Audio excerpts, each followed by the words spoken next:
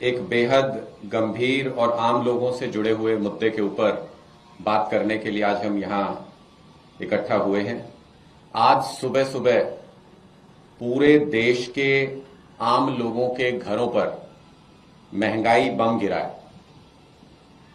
60 रुपए रसोई गैस का दाम आज बढ़ा दिया गया और पूरे देश के आम परिवारों को, मध्यम वर्गीय परिवारों को, लोअर मिडिल क्लास परिवारों को इस दाम बढ़ाने का दंश, इस महंगाई का दंश झेलना पड़ेगा।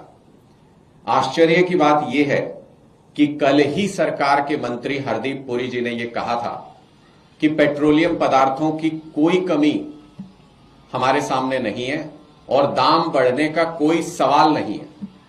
लेकिन हैरानी की बात है कि उनके इस वक्तव्य के 24 घंटे के अंदर दाम बढ़ जाते हैं। ऐसा लग रहा है मानो सरकार मोदी जी चला ही नहीं रहे हैं।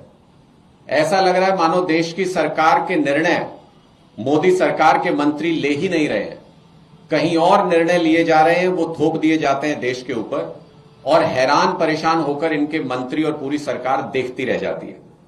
यह ऐसा पहली घटना नहीं है जब ऐसा प्रतीत हुआ हो।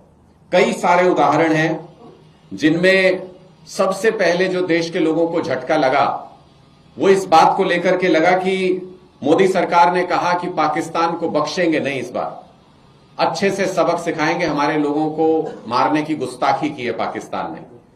लेकिन अमेरिका ने कहा कि सीज फायर कर दिया है हमने, और बाद में मोदी सरकार ने मान लिया उस सीज फायर को।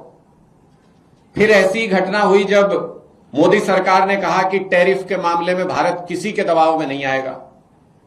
अमेरिका ने कहा कि भारत जीरो टैरिफ पर राजी हो गया है और बाद में मोदी जी ने भी मान लिया कि ठीक है जी, जीरो टैरिफ लेंगे, ट्रंप साहब ने कहा है।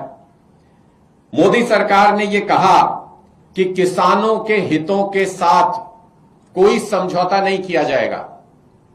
ट्रंप साहब ने कहा कि भारत के बाजार अमेरिका के कृषि उत्पादों के लिए खोल दिए गए हैं और फिर बाद में मोदी सरकार ने भी मान लिया कि हां जी ठीक है, हमने कृषि उत्पादों के लिए भी बाजार खोल दिया है।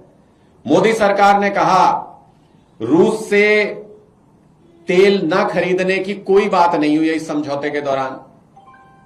ट्रंप साहब ने कहा कि रूस से कोई तेल भारत अब नहीं खरीदेगा। फिर मोदी सरकार ने मान लिया उस बात को कि हां ठीक है जी, हम रूस से तेल नहीं खरीदेंगे। अब अमेरिका खुलेआम कह रहा है कि 30 दिन की इजाजत हमने दे दी है। उसकी इतनी हिम्मत हो गई और मोदी सरकार चुप बैठी है क्योंकि उन्होंने इस बात को स्वीकार कर लिया कि हां, जो अमेरिका